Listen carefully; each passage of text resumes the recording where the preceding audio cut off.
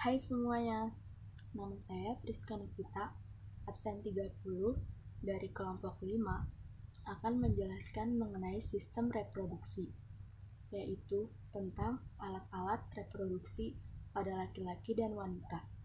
Selamat menonton, semoga kalian mengerti. Yang pertama, saya akan menjelaskan mengenai alat reproduksi pada laki-laki, di mana alat reproduksi pada laki-laki dibagi menjadi dua, yaitu bagian luar dan bagian dalam. Bagian dalam alat reproduksi laki-laki yang pertama adalah testis.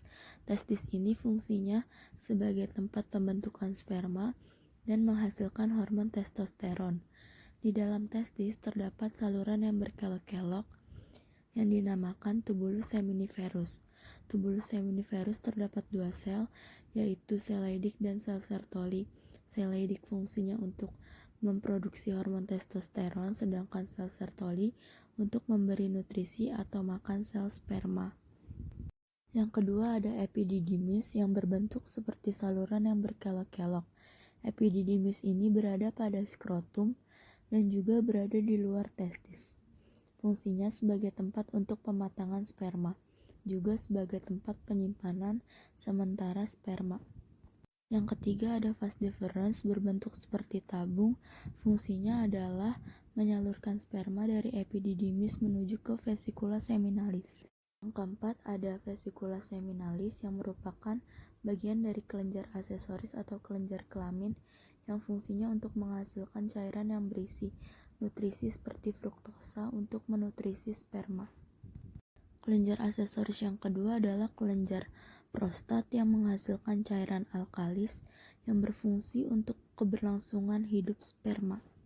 Kelenjar aksesoris yang terakhir yaitu adalah kelenjar Cooper yang menghasilkan getah yang berfungsi sebagai pelumas untuk memudahkan pergerakan sperma. Selanjutnya ada saluran ejakulasi yang fungsinya sebagai tempat penyimpanan sperma sementara sebelum dikeluarkan melalui uretra. Bagian dalam alat reproduksi laki-laki yang terakhir adalah uretra, fungsinya sebagai saluran pengeluaran urin dan sperma.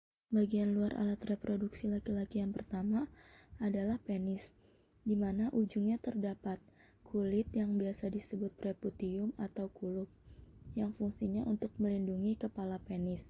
Kulup ini dipotong ketika laki-laki disunat atau dikitan.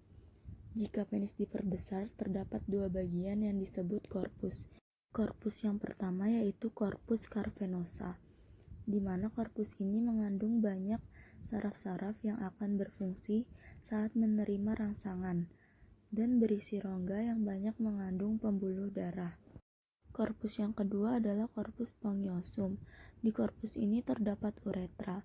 Jadi fungsi penis adalah untuk menyalurkan sperma ke organ reproduksi wanita atau sebagai alat kopulasi.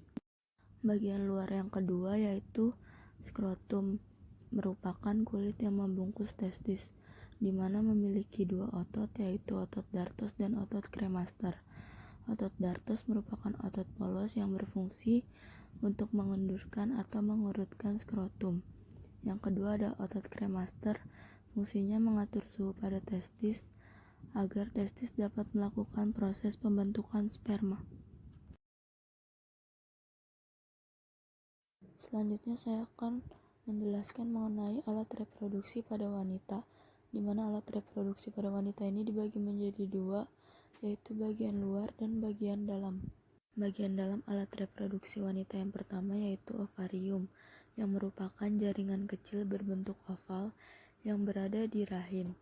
Fungsinya untuk menghasilkan ovum atau sel telur dan menghasilkan hormon estrogen dan progesteron.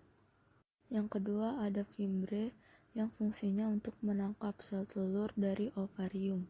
Yang ketiga ada tuba Fallopi, fungsinya sebagai jalan yang dilalui oleh sel telur untuk berpindah dari ovarium ke rahim, dan juga sebagai tempat terjadinya fertilisasi atau pembuahan.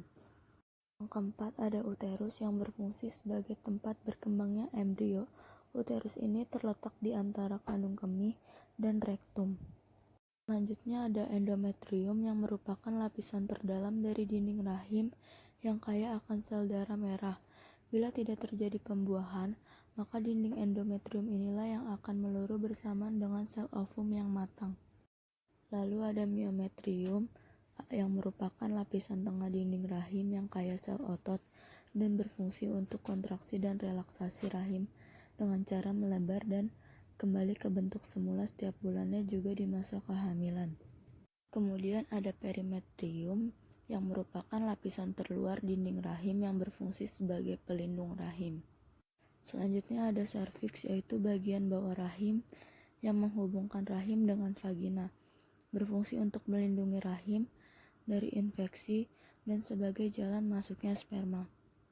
Bagian dalam alat reproduksi wanita yang terakhir adalah vagina, yaitu suatu area dengan bentuk seperti saluran yang lentur dan berotot, terletak di antara uretra dan rektum, dengan panjang sekitar 7,5-10 cm. Fungsinya sebagai alat kopulasi dan jalan keluarnya bayi. Alat reproduksi wanita bagian luar yang pertama yaitu mons pubis, yang merupakan gundukan atau bantalan lemak yang terletak di bawah perut mengandung kelenjar yang meningkatkan daya tarik seksual. Yang kedua ada klitoris, yaitu benjolan kecil yang sangat sensitif terhadap rangsangan. Bisa dibilang organ ini memiliki fungsi yang sama seperti penis pada pria. Kemudian ada hymen, yaitu selaput tipis seperti membran yang mudah robek yang menutupi sebagian saluran vagina. Kemudian ada labia mayora yang berada di kiri dan kanan dari vagina. Biasanya juga disebut dengan bibir luar vagina dan berfungsi melindungi struktur alat kelamin yang berada di dalam dengan cara menutup. Selanjutnya ada labia minora, yaitu bibir vagina yang lebih tipis dari labia mayora. Letaknya sendiri berada di sebelah dalam dari labia mayora. Alat reproduksi wanita bagian luar yang terakhir adalah perineum, yang merupakan daerah yang ditutupi kulit antara vagina dan anus. Terima kasih buat kalian yang sudah menonton. Kurang lebihnya saya mohon maaf. Terima kasih.